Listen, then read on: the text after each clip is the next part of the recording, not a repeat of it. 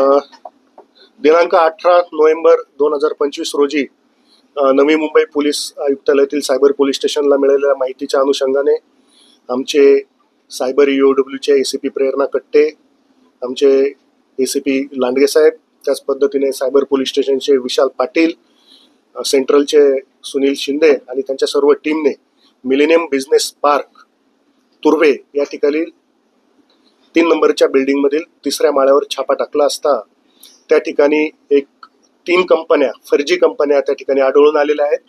या ठिकाणी साधारणतः 97 मुलं मुली हे काम करत होते। या ठिकाणी सर्वसामान्य नागरिकांना व्हॉट्सअपद्वारे कॉल करून त्यांना शेअर ट्रेडिंगमध्ये पैसे गुंतवण्याचा आमिष दाखवून आणि त्यामध्ये मोठा परतावा मिळेल असा आमिष दाखवून त्यांना फसवण्यात येत होतं। या ठिकाणी अधिक तपास केला असता असं निदर्शनास आलेलं आहे की या नागरिकांना फसवल्यानंतर यांची कडून जी काही रक्कम आलेली आहे ती काही म्यूल अकाउंट्समध्ये जात होती।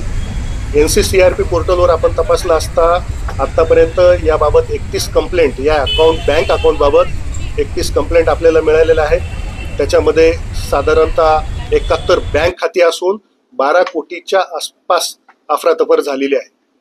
यामध्ये छाप्यामध्ये आतापर्यंत आपण 38 मोबाईल, 21 CPU, 5 लॅपटॉप, 5 SSD आणि 1 GSM सर्व्हर हे आपण या ठिकाणी जप्त केलेलं आहे।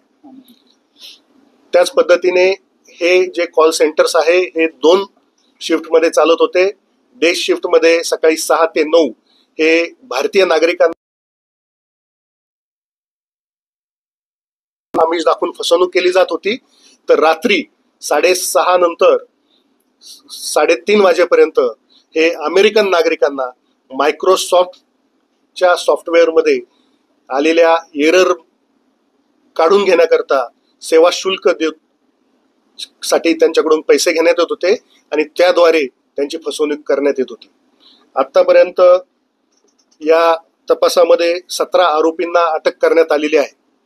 या ठिकाणी ज्यावेळेस छापा टाकला त्यावेळेस आमच्या सायबर पोलीस स्टेशनला महाराष्ट्र सायबर यांच्या एक्सपर्टची मोठ्या प्रमाणामध्ये मदत झालेली आहे।